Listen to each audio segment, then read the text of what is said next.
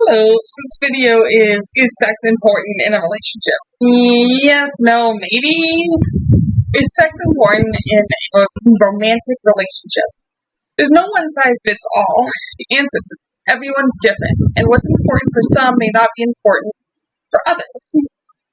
It ultimately depends on your personal beliefs, physical desires, and the nature of your relationship. Sex isn't necessary per se. Many people have happy, fulfilling romantic relationships without having sex with their partners. There are many reasons why people don't want to or don't have sex. This may include having a low libido or sex drive, living with an underlying medical condition such as chronic pain, wanting to date for a longer period of time before having sex, being unmarried and wanting to abstain from sex before marriage. However, this doesn't mean that the relationship will be unhealthy. And it certainly isn't a sign that your partner doesn't love or value you. The bottom line, sexual activity isn't necessary for a healthy relationship, but it can be important for some. For other people, sex is an important part of a romantic relationship. Many people want to have a sexual connection with a romantic partner. Sexuality exists on a spectrum.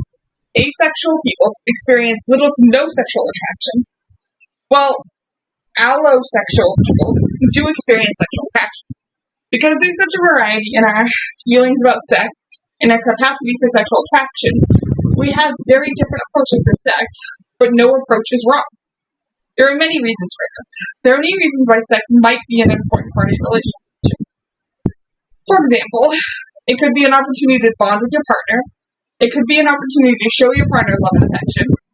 You might feel more secure in your relationship if you're having sex often. It could simply be pleasurable and fun. You could be trying to become pregnant. And there are a number of benefits that come with regular sexual activity. Sex offers a lot of benefits outside of pleasure. And there is many reasons why having sex is good for your brain, body, and relationship. So emotionally. Many people have emotional motivations for having sex. There are a variety of emotional benefits of sex, including it could improve your self-confidence, it could help you connect with your own body in a pleasurable way, it could help you bond with your partner, and it could be a way of expressing love and care for them. It could be relieve stress, and it can relieve stress physically. Sex could be good for your body and physical health too.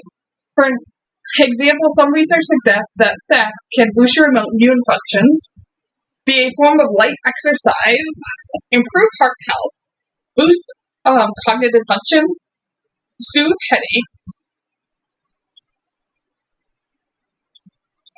This doesn't mean that people who abstain from sex will definitely become physically ill or struggle emotionally.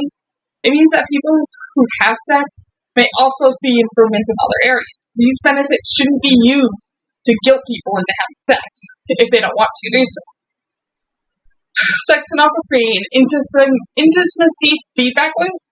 A 2017 study from trusted source published in the Personality and Social Psychology Bulletin showed that there's a connection between frequent sexual activity and overall well-being. It also shows that sex predicts affection, and affection in turn predicts frequency of sexual activity. In other words, more sex leads to more sex.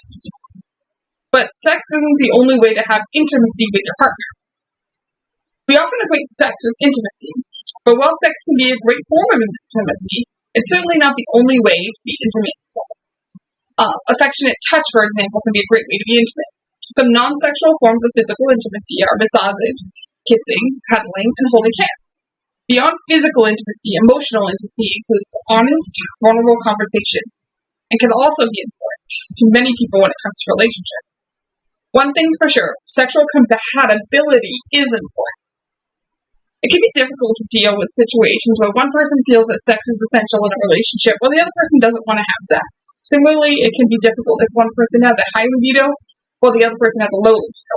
However, it's not impossible to manage.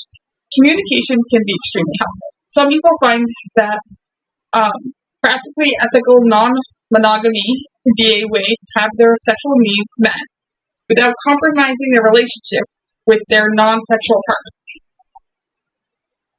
It's also normal to experience some changes over time, so a number of things can cause your libido to change over time.